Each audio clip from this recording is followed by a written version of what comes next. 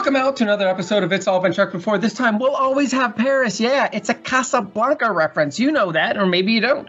If not, stop right now, go watch Casablanca, then come back and listen to us talk about We'll Always Have Paris.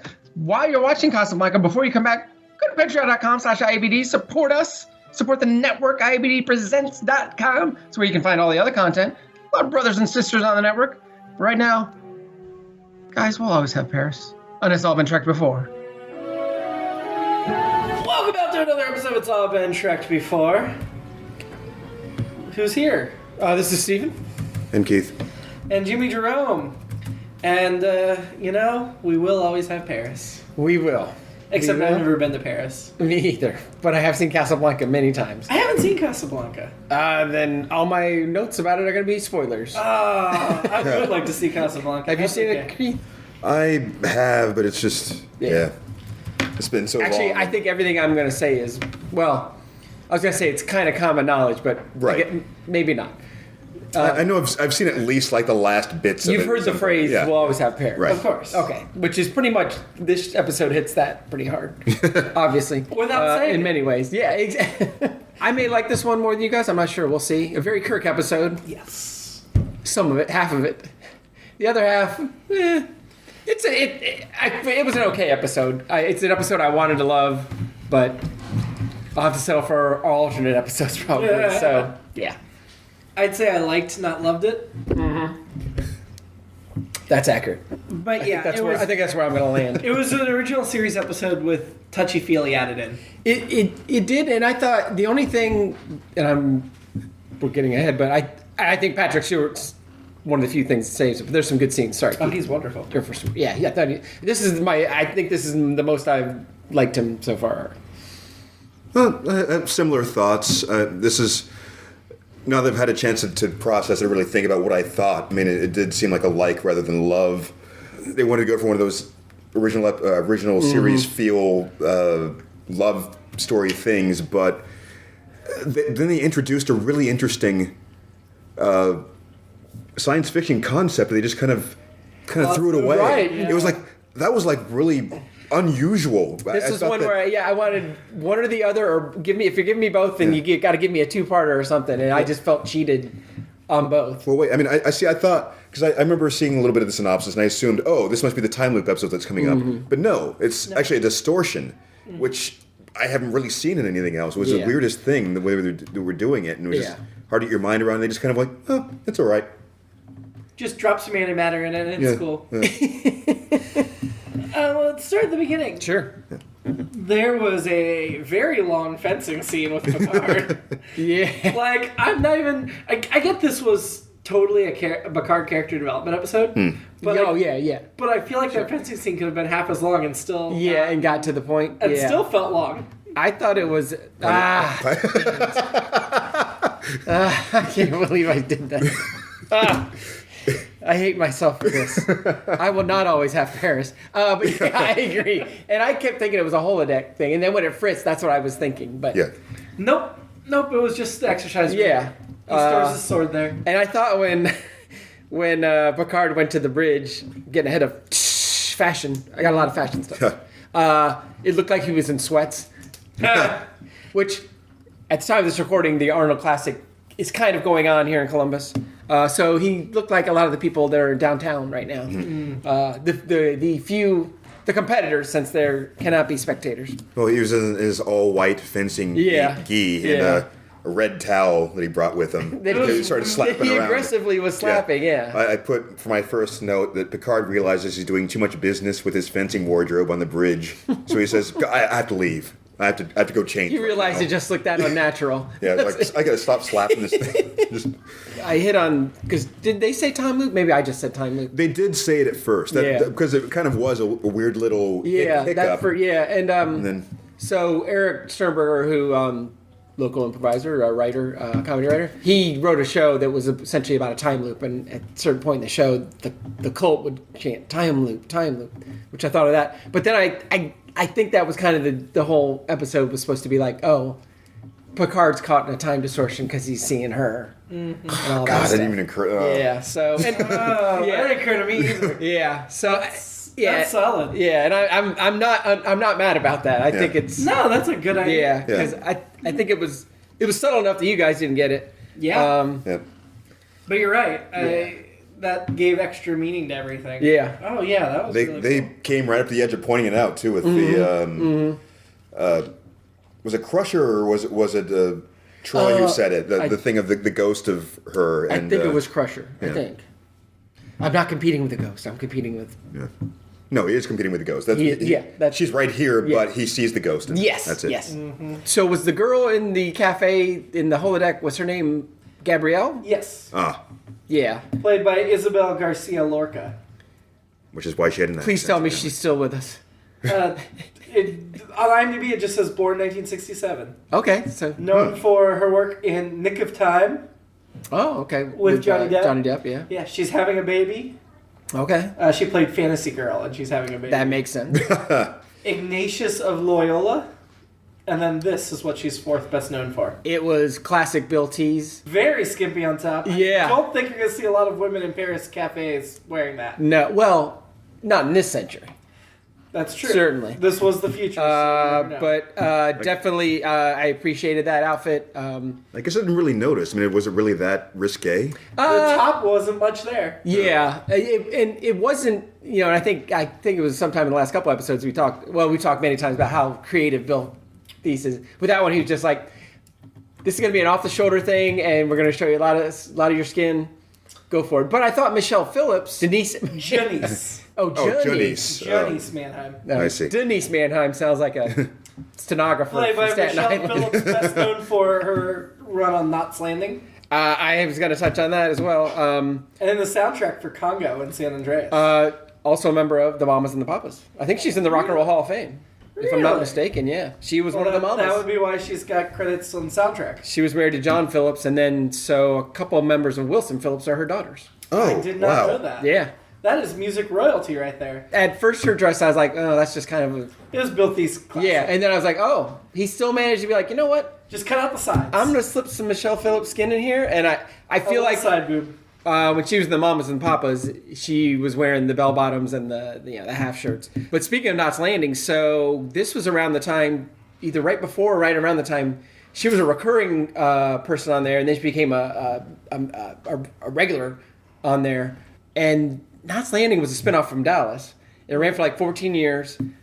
This was around the time I started getting real into Knots Landing. So I know Michelle Phillips through that. I mean, I knew the Mamas and the Papas too. I wrote a paper on Knots Landing in college, got an A, about how great it was, and I'm certain I referenced Michelle Phillips. So She was in 89 episodes, so it's yeah, a pretty long run. yeah, she was really good. 87 through 93. Yeah, and so I think when I saw her name in the opening credits that she was in it, I was surprised, and then I was like, that she's a good foil for Patrick Stewart.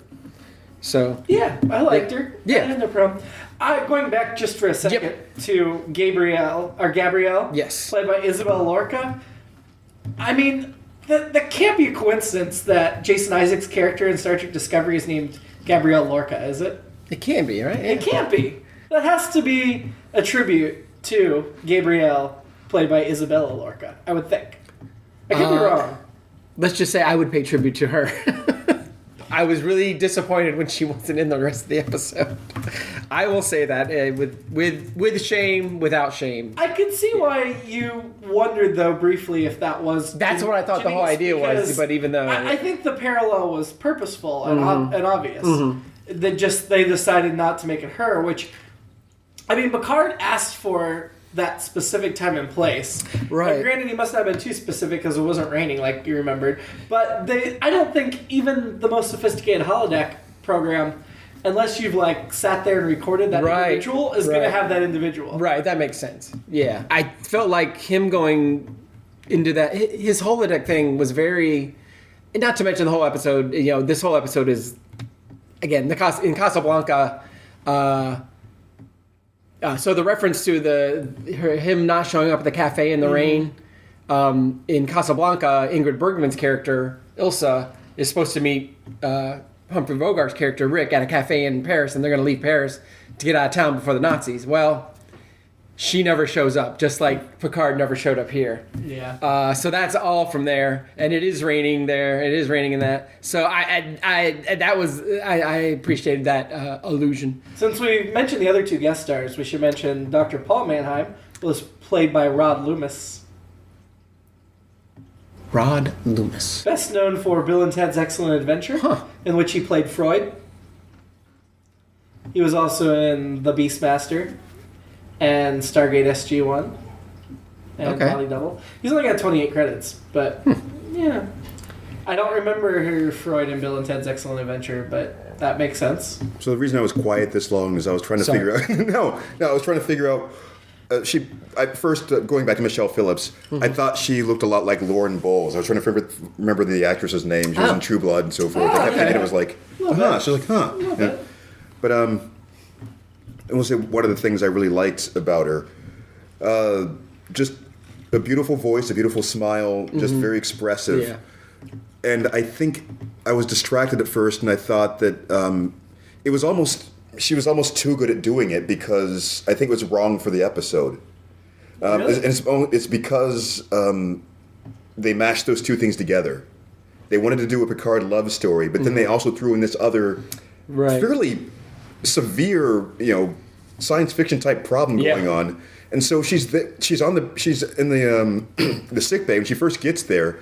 She's immediately just really flirty and breathy. Right. The entire time. I keep going. I had to make a note of it. Like, shouldn't you be like, this is your husband, right? And if Marianne, we're beamed into this place and she's been like comatose with this weird time disease, I don't think I could be all flirty with somebody. I just, hey, I remember you. Hey, what's been going on? And just the whole kind of catching up vibe. I don't think she saw it as flirty. I think that's where I was when I lost my train of thought. So, in Casablanca, spoilers, everybody, but go watch Casablanca. Just stop right now. Go watch Casablanca. Okay. I mean, not you, but in that, it's a similar thing where, like I said, Ilsa never shows up at the train station, and then you guys might have heard this line before. Of all the gin joints in all the world, she had to walk into mine, and that's exactly what's happening here. So, and Rick in Casablanca has a similar reaction where he's like, "This just kind of screwed up my world. I was having this life, and this just happened."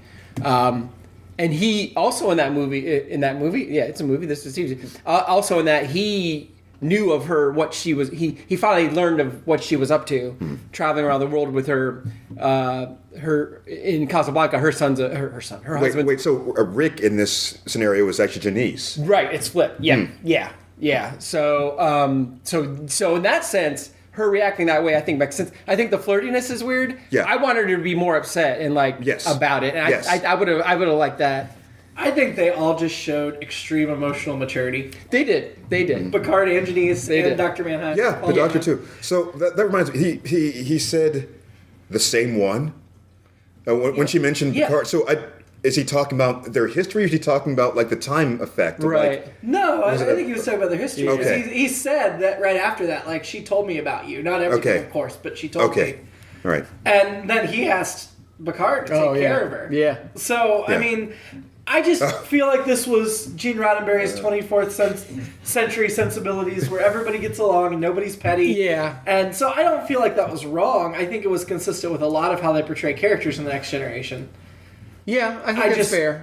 For us, it seemed odd because it's not how we would behave in this century. They are very mature. For me, I would have liked to see more hurt, not necessarily anger, but more. And I think some of it came through, and I thought it was well done. Like I said, I have that. I thought Picard and their scenes together were really good. Mm-hmm. I just wanted more of them, which we already touched on. Give me one or the other. This is something I haven't said yet about this series. I wanted more Troy in this episode. Yeah. I loved that moment she and Picard had at the very beginning where she says something to him about the feelings. And then he takes it with maturity and is like, okay, what are your recommendations? What do I do? Yeah. And then if I need anything else, I'll call you. Like, it felt very... Well, I couldn't tell if he was like, you know what? I'll get back to you. Yeah. I couldn't tell if it was that. I can see the interpret that way, but I don't think that's how I meant it. Based on his behavior the rest of the episode. I liked, and I think Keith laughed at this too, when Picard was just like, can you get to the point? She's like, remember a couple minutes ago when they said that, it was like she did the Chris Farley show. Yeah. Remember a couple minutes ago when you found out that your girlfriend from many years ago was around? You had a reaction to that, and Picard saying, "Can you get to the point?" I felt like it was just saying, "Yeah, I was there. I know, I know this." It was it was definitely similar to the another thing that they didn't follow up on, where his emotional reaction to her did not affect his decision making at all. So it was a dropped plot. Well, and. Are there other counselors on the Enterprise? I would assume so. Because I'm like, she would be too busy with 1,000 people. Yeah. I would assume so. I feel like on this match, well, I guess it's on the bridge too much to be the only counselor for 1,000. Yeah, he's the captain, so I guess his thoughts are going to affect on a big level. So I guess he should see her. I guess he should only see another counselor if it's a conflict with her. Now I'm getting into HR rules on the Enterprise. Yeah. Which I hope they have some. So the drop plot. This is kind of going back to my point. Is I'm saying that those two plots were so incongruous with each other that a lot of things just didn't make sense. Those moments, and I'm just saying her overall tone with him. She shouldn't have been able to drop her concern for her husband that completely. In most of those, she dropped her concern. Well, and again, I think that's another. I'm going to keep drawing the comparisons to Casablanca because they're begging for it with the title and the things they did in it. That's also in Casablanca. She is there to get Rick's help to help her husband. Very much. I guess it's kind of a flip here because the different characters doing that, but it is a similar. And the guy's name was Paul, and the guy who played Victor Laszlo, which is Ingrid Bergman's love interest, the brilliant guy in that movie, was played by Paul Heinrich. So I think that's another illusion reference. Sure. And I guess that's kind of the thing. I wanted to see more of her conflict because in Casablanca, you see that conflict with Ingrid Bergman, and she's with this guy, and then finally, all is revealed and everything. But it's really gut wrenching, and I thought there was some. I wouldn't call this episode gut wrenching, but there were definitely touching moments. I thought. Oh yeah. Very much so, and like I said, I thought Patrick Stewart was sensational in this episode. That was my only complaint, really, is those aspects where it just seems like this disaster is too big to be with what they're doing with this other side plot. My only time I thought the disaster was too big and minimized too much was at the end. And sorry, I'm skipping ahead, but at the end where he's like, "Oh yeah, I need to return to my experiment." Okay, sure. See you later. Federation will be interested if you want. Oh yeah, right. Yeah, it's like, hey, it's like really, you screwed up time and systems away. And you're just gonna let them go back and get. They got wrapped up real nice and tidy. It's like, I'll be careful this time. And all right. It felt like, no, you should be. I mean, I know he said he'd be different. It would be different to his wife. Yeah. But it didn't seem like the experiments were going to be different. I don't know. I feel like Picard was like, yeah, you can continue if we leave a supervision officer. Yeah. Or this is now illegal. We need some oversight or something at this point, because... Well, yeah, and... Wait, did a lot of people die or something, too? In my mind, Picard had to be like, oh, yeah, you go back to that. Let's make sure we have him removed. This is the people sacrificed. The only people left, right? They were saying there's like the only two people left. Oh, you're right. A bunch of people did die. So Steve, I forgot all about that. It's like, well, back to it. You're right. Yeah, that was way too neat. Really, you should be going to jail. Yeah. Or if it was an accident and this is the 24th century, not to jail, but like something. Let's do an audit first or something. Let's get some other people in here and just, maybe another pair of eyes. I want to talk a little bit more about the Paris holodeck thing. First of all, I thought the pigeons were a wonderful touch. Sure. That really kept it from just looking like a stupid set, like it so often does. Yeah. The instrument, however, took me out of it. That looked like just the tubes and they were rubbing them. I didn't notice. I thought it looked like a 70s or 60s idea of what an instrument would look like in the future. The set was...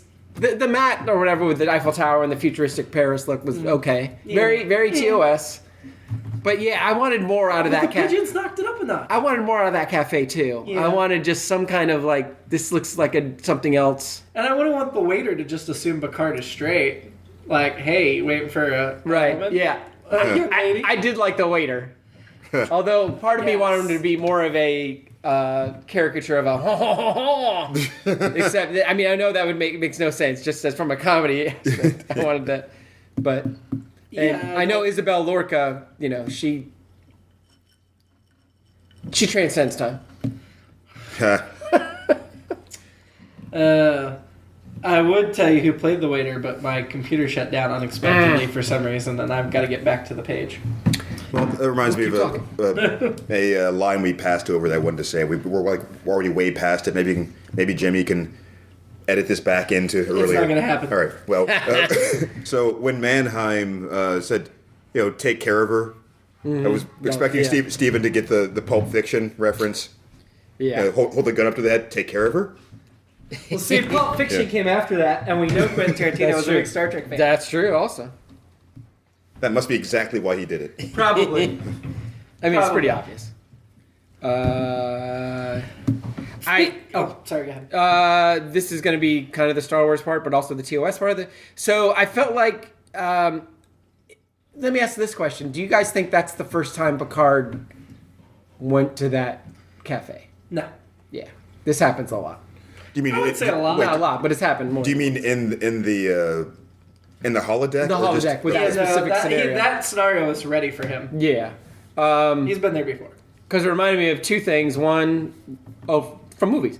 Wrath of Khan, when Spock says to McCoy, Doctor, as a physician, you of all people should know the danger of reopening old wounds. And it also reminded me of something Yoda says in Attack of the Clones when he says, if into the security tapes you go, only pain you will find.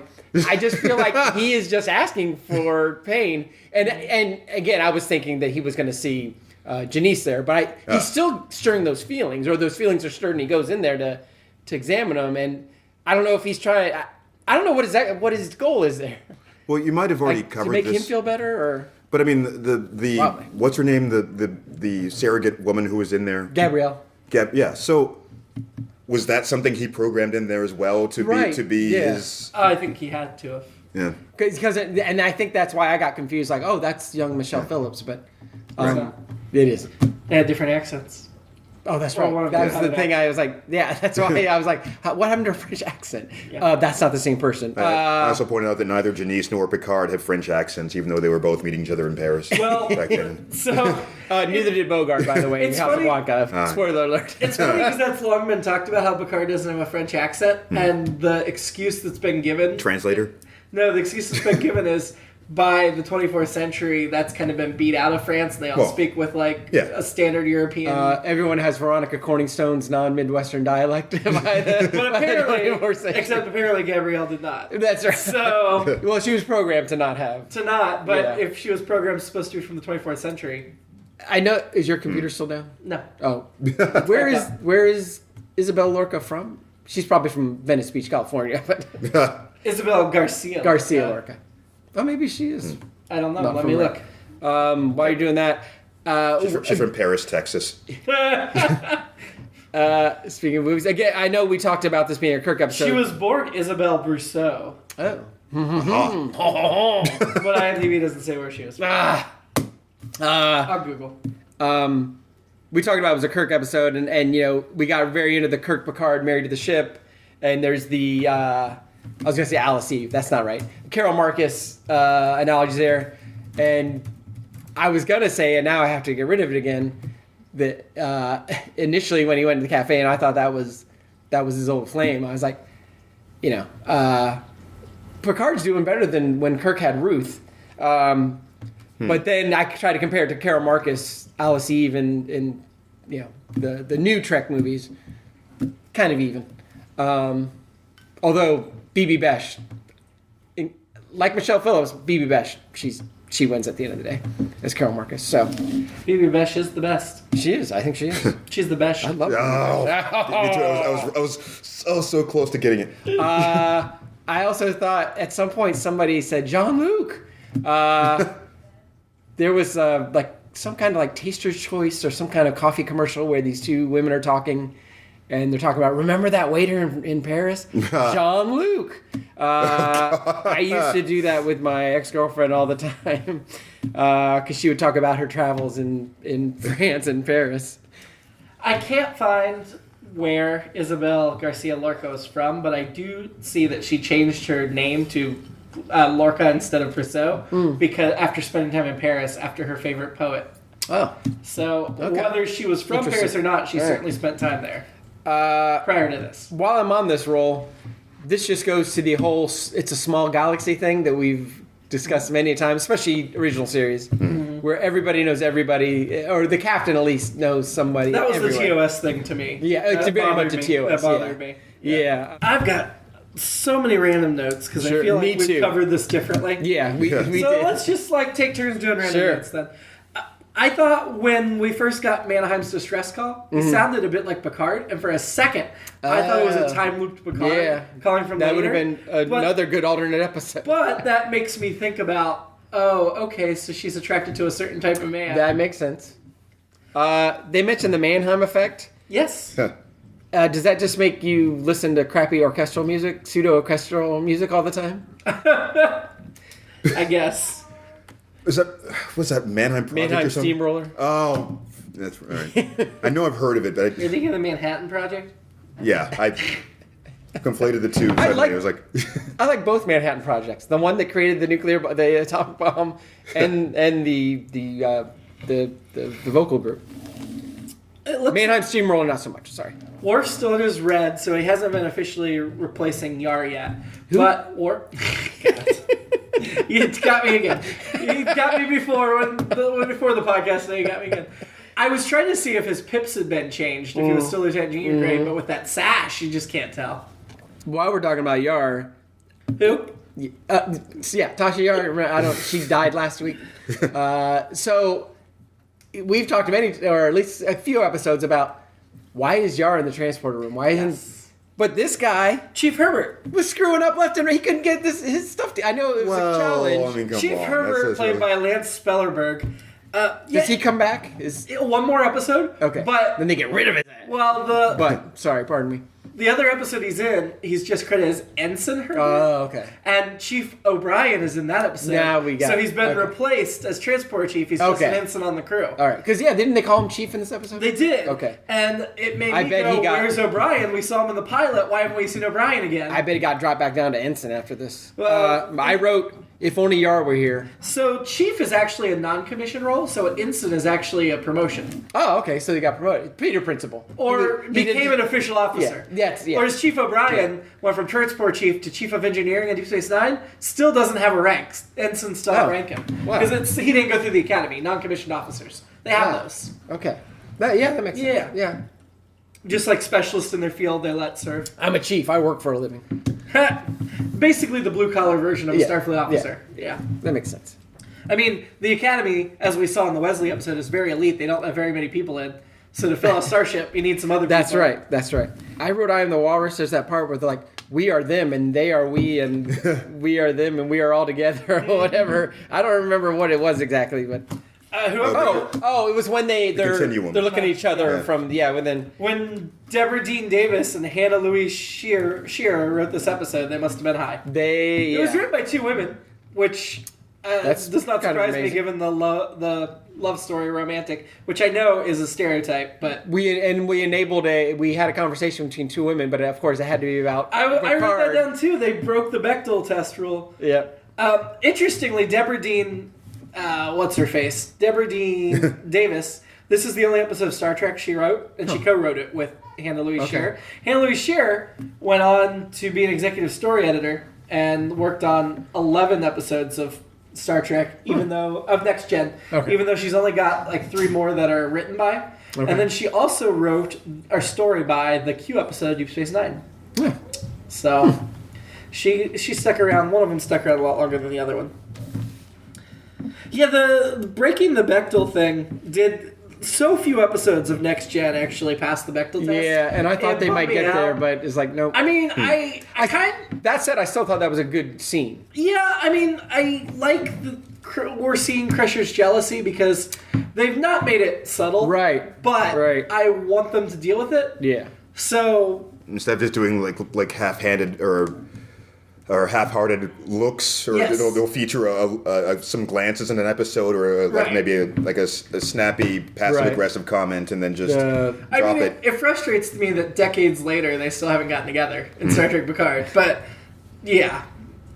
Riker, when they went down to the sickbay to see Dr. Mannheim, and they go into Crusher's office, and Riker just takes her chair behind the desk like he owns the place. That guy, he just has no hesitation or self-confidence issues anywhere, does he? That is not his desk. I was offended on her behalf. Speaking of which, I've started reading the Imzadi, and I love that they reference him. The way he sits all the time is to turn the chair around and do the Michelle It's a very Pfeiffer. alpha male. Yeah. Or Michelle Pfeiffer-ish. Yeah. Michelle Pfeiffer copied it from Riker. I have no doubt. Also in that scene when Janice kisses Picard on the cheek, that smirk that Data gets on his face, which is a common smirk we see over and over again. And I have to believe because he doesn't have emotions yet, he's just trying to imitate emotions. But he just had a smirk that was just like, oh boy, here we go. Whereas Riker looked bored because he was probably like, that's the tamest kiss I've ever seen. Let me show you something. Yeah. I also thought, speaking of Patrick Stewart Picard, I thought not only did he handle those emotional scenes or whatever, and again, it was like you said, we talked about emotional maturity. I thought his subtlety in those scenes and still portraying that emotion was great. But I also liked the scene where he portrayed that awkwardness, where he was like, but again, it was also very, very mannered. It wasn't kind of a hey lady kind of a whoa I'm hey, 12. lady. Yeah, it was a very mature adult kind of. Yeah, I'm still pretty awkward about this woman that's back in my life and everything. So I like I said, I can't say enough good things about what he did in this episode.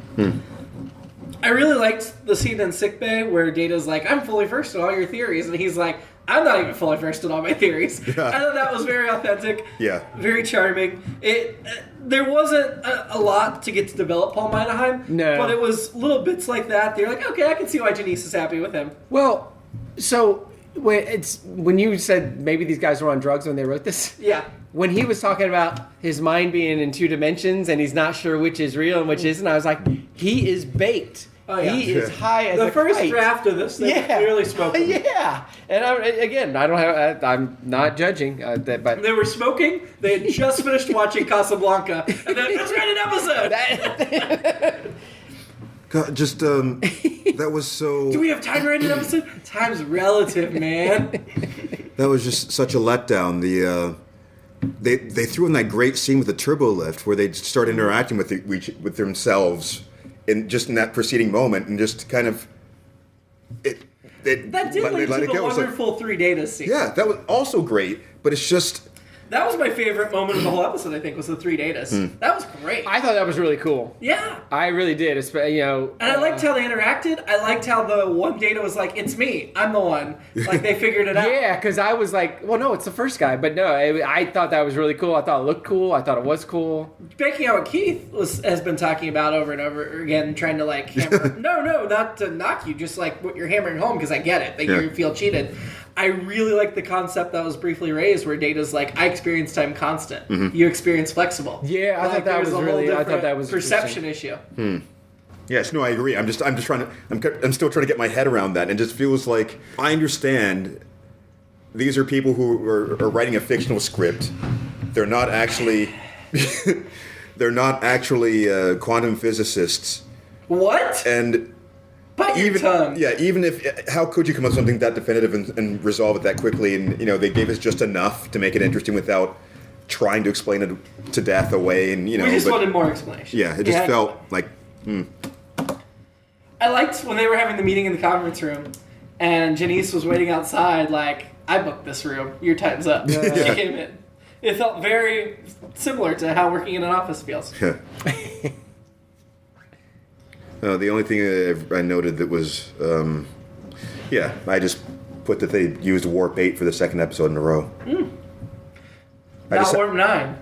They took it a little bit down.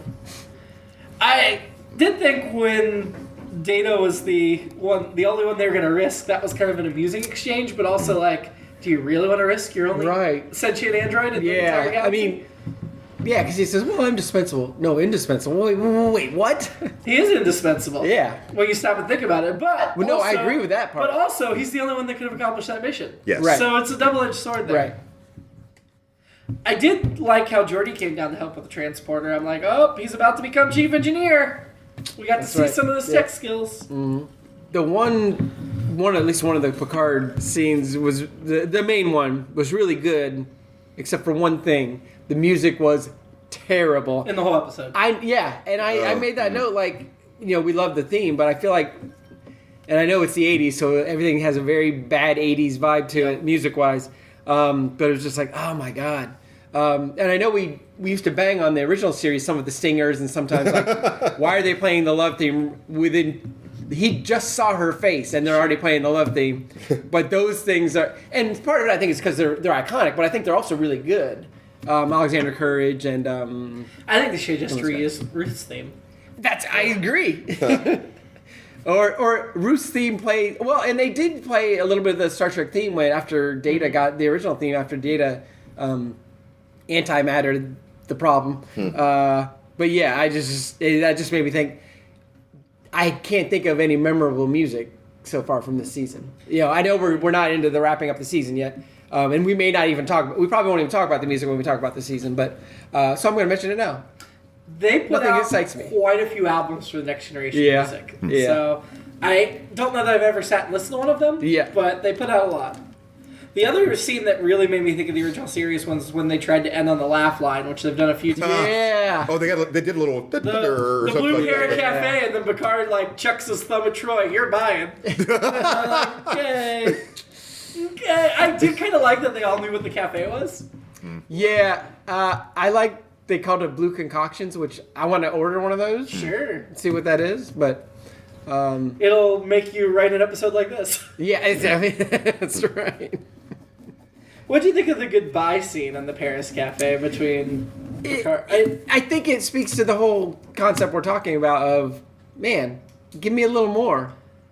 Honestly, that was, in my opinion, the step too far. Mm-hmm. Oh, really? Yeah. Oh, okay, yeah. This is inappropriate at this point. Yes. It feels a little... It was fine up until then. Well, and if they're gonna do that, they either have to do We'll Always Have Paris. They didn't say it. If they're gonna do that scene, do that at least. Just go ahead, because yeah. Or what I also thought he was gonna say was, "Here's looking at you, kid," which would have been again another Casablanca reference. I mean, surely Jean-Luc Picard has watched Casablanca. Surely. I don't think it would have survived that long. What? One of the cataclysms probably wiped out a lot of things. He's still reading Sherlock Holmes. He's seen Casablanca. No, if this were... he doesn't read Sherlock Holmes. He reads Dixon Hill. Oh, that's right. Data reads Sherlock Holmes. That's right. If this were the Orville, certainly he would have seen Casablanca. Yes. But I think he did. Yeah. I mean, if he was Kirk, he would have seen Casablanca. The last random note I have is there was a cool shot of Picard on the bridge, like kind of from below and up to him, where you could see the dome at the top of the bridge behind his head. I dug that. I was like, we get to see the ceiling of the bridge. We see the dome. That doesn't happen a lot. And we've talked about this on TOS too. It's always cool to see those different shots, and I wonder, like, I would imagine in the grind of churning out episode after episode, like they do even in TNG days, it's like, we don't have time for that. Let's just get this shot. But every once in a while, the director's like, screw it, let's do it. I got a second. Yeah, exactly. Yeah, that's those shots stand out. Now we're watching it like purposely. Yeah, they really stand out. My last random note is, and I think this is the second straight episode where they're like, somebody's down on the planet and they're like, we're going to leave this channel open, and I just think that could have saved so many problems on the TOS. Like, why are you closing the communicator? You should leave that open because you're going to need them to help you. It was in like the early days of cell phones when they cost so much to make them. Whereas my next gen, it's unlimited minutes. Maybe you're right. You know, I'm sorry. That something like that occurred to me in the previous episode, the Skin of Evil, when they don't just have like video communication for like. You have to describe what's happening down there on the planet. Why isn't there someone with like a camera going right now? Like, what is this thing? I mean, a body cam is common That's now. Right. And my thought was, though, about that whole concept is it's smart to keep the channel open. And maybe it's better TV that it's like, we're just having this conversation about what you're seeing. We can handle this, and we can cut out some time as opposed to Kirk opening the thing and I'm going to tell you what we're up to down here. So you know what? I'm just going to leave this open so you know everything. I don't have to tell you this later. They did have like 8 minutes less per episode in the next gen from the original, that too. So they had to cut down the stories from 52 minutes to 40. They didn't have to do a 44. captain's log to fill us in. No. Yeah, so that was my last random note. Keith, do you have any more random notes? No. Alternate episodes. It's just a holodeck episode, which is what I thought it was going to be. And then the other one is, we go with the romantic, nothing romantic, whatever, the Picard, Janice, what's his name? Tannenbaum. Mannheim triangle and go with that, or we go with the other angle. Just for the whole episode, so I thought that would have been more interesting, or maybe not more interesting, but better. My alternate episode was definitely when they had a time jump back. Somebody was doing something that they were embarrassed about. They had to watch themselves do it, or Riker just had a threesome with himself in the holodeck. I hate to go there, but that's where I went. That was the first thought. That's good. Keith, you want to throw an alternate episode? I know you don't usually, but you should be invited. No, I'm just. You maybe think about the beginning again. Just the idea of how it started off to be something completely different, where they did that little hiccup, and they involuntarily did the same thing again, but also they were also aware of it, which was mind blowing. And just that one instant is like, how do you explain how that would work? Yeah. And then something completely different happened to Tribulus, and completely different happened with Data. Yeah. And anyway. We obviously don't have an annoyance ranking for Wesley because he set this one out. Yep. Who was your annoying character? Mannheim. Yeah? Like, at least, for everyone that has seen Casablanca, Victor Laszlo at least was a hero, and he was good in it. But, Mannheim, I didn't care for him. I don't know where my mind is. And then he comes out and was like, okay, back to work. Yeah. Everything's fixed. This should be fine now. Yeah, I thought he was a ninny. That's probably going to be mine. I know there's something else, but I just can't. I'm going with Riker for taking over Crusher's office and looking bored through the kids. He just, he was annoying me. What little he was in. And I love Riker. This is the first time I've named him my annoying. I mean, Picard's been my annoying before. Sure. Troy, Crusher, Yar several times.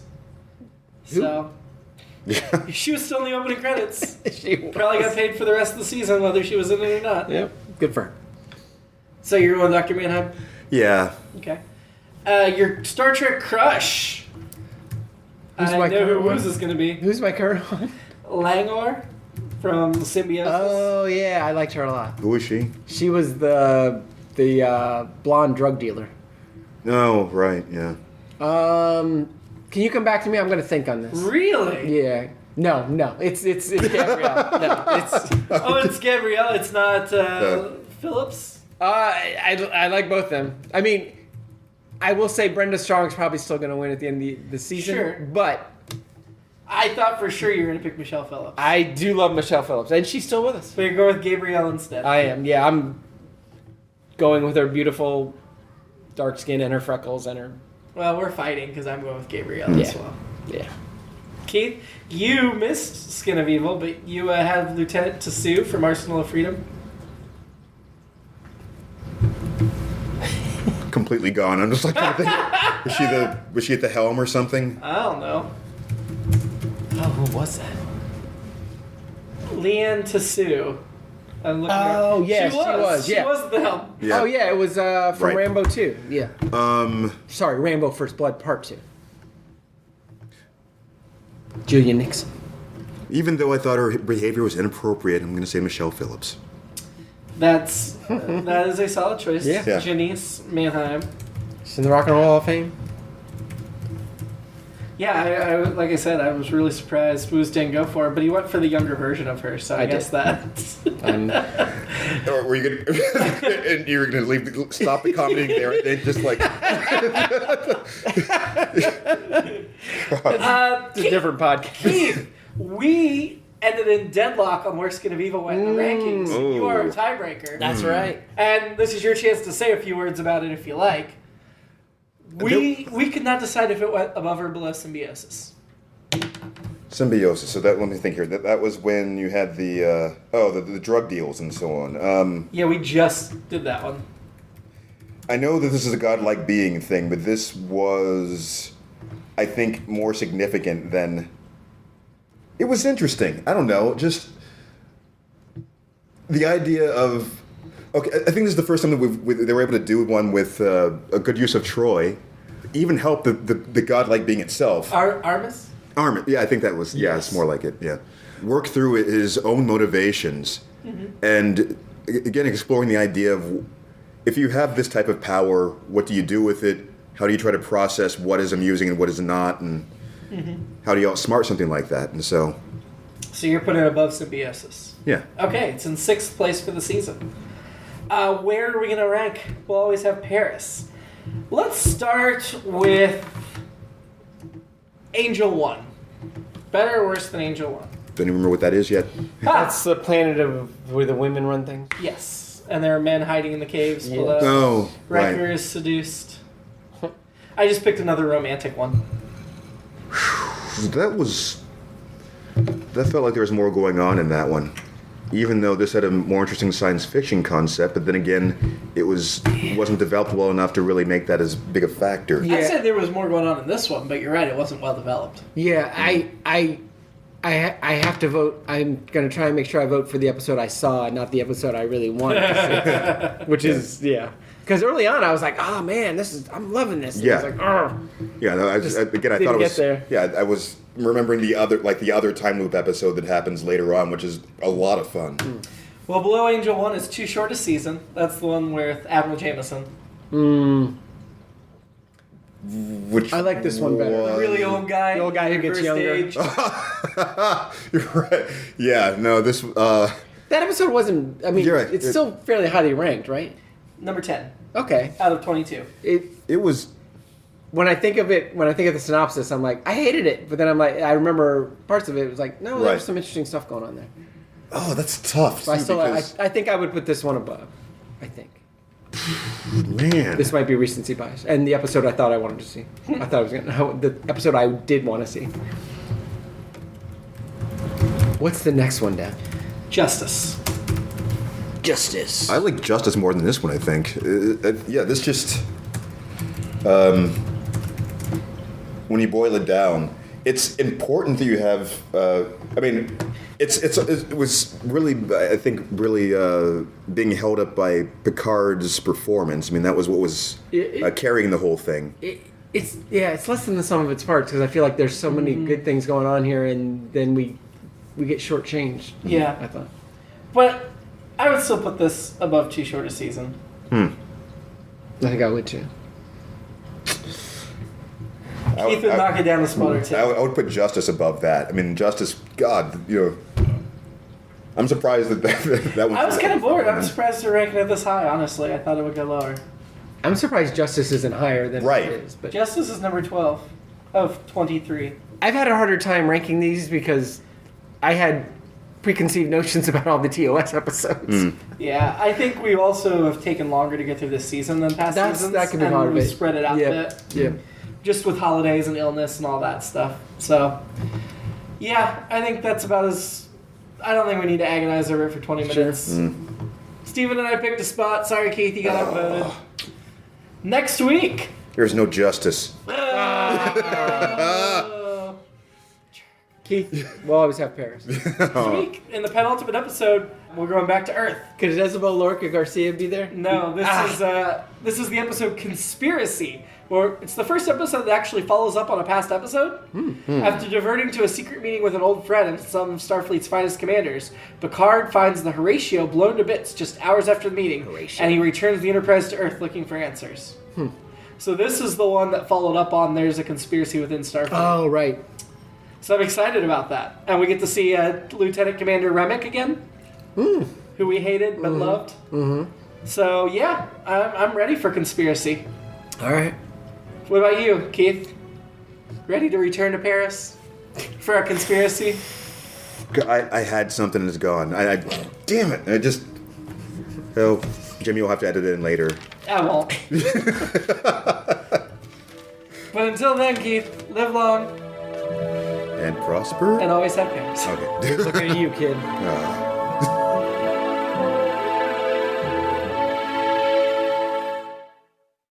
It's All Been Done presents. Who's got the time?